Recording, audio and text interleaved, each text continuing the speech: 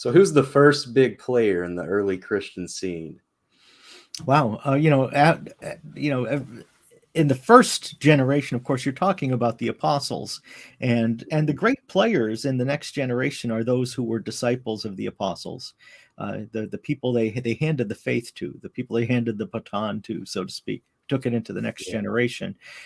We know them as the apostolic fathers. They're a small group, very tiny group, because the church was pretty tiny at that time, even though it was growing rapidly.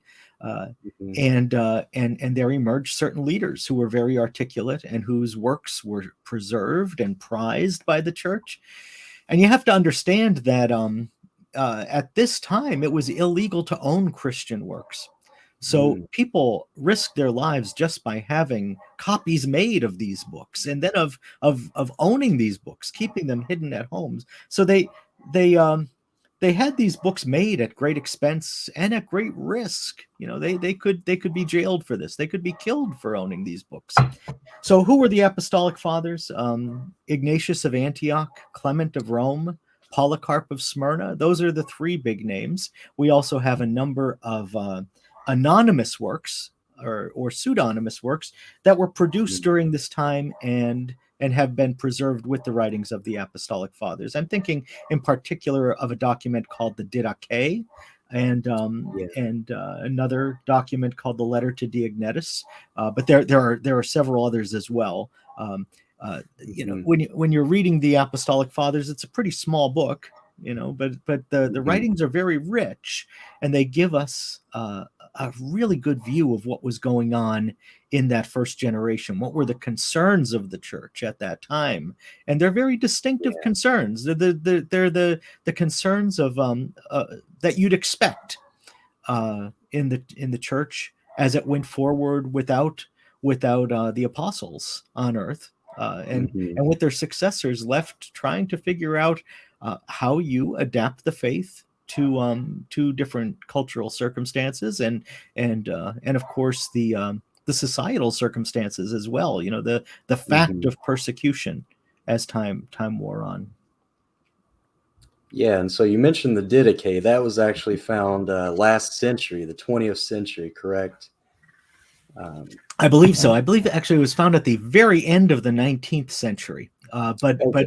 it was found in an archive in Jerusalem, I believe, and of course we had known about it for centuries, and it is Yeah. occasionally cited in documents that have survived from the first millennium, but there was no copy of it, extant until then that we knew of. Mhm. So it was discovered then at the end of the 19th century. And of course, this was something of a sensation. Immediately, there were several translations in print. And it's a remarkable document. It's a Sure. remarkable document because it's a kind of a guidebook or a manual on how to run a church, how to keep it Yeah. running, how to practice the sacraments, baptism and the Eucharist, who's in charge here, how to settle Mhm. disputes, and how to tell people how to behave. All of these different concerns of the church in that first generation are packed in there in a handy format. Um, Mhm. and there are two Eucharistic liturgies, two Eucharistic prayers that are in there, and some other exhortations regarding confession, for example. It's Yeah. all there, and scholars today are saying that the liturgical portions of the Didache probably were set in writing no later than 47-48 AD. Mm, 47-48 amazing. AD, which would make the Didache the oldest Christian document that survived, and Mhm. uh, and those portions of it, at least, would be older than much of what we have that we call the New Testament. So again, it's a valuable witness from that first generation, as it kind of faded into the second generation. Yeah, and so like that just came out of nowhere, and like that really, like us moderners, we have the advantage of being able to go back and look at those Yeah. documents. We're like Ignatius of Antioch, Polycarp. So how does that really change things? Like, there's lots of people who don't know about the fathers still. Hmm. Uh, would that would they all become Catholic if they read the fathers? I don't know if it's that simple. Yeah. Faith is a supernatural virtue. It's a grace, and I don't know if it would work that way. It would certainly help them to understand the Catholic faith a lot better, and it Mhm. might give them a greater openness to the Catholic faith, knowing that the earliest scriptural reflections that we have, the earliest reflections on Scripture, are by people who worshipped in this way.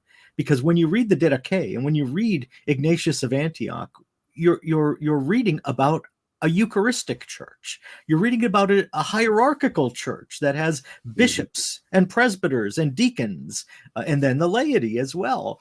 You're reading about a church that firmly believes Jesus is true God and true man.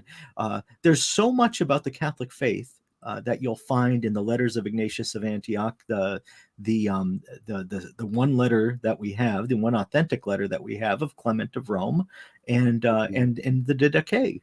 These are intensely liturgical documents. When we look at the writings from the period of the Apostolic Fathers, what we find is that the leaders of the church at that time were most concerned about the proper conduct of worship.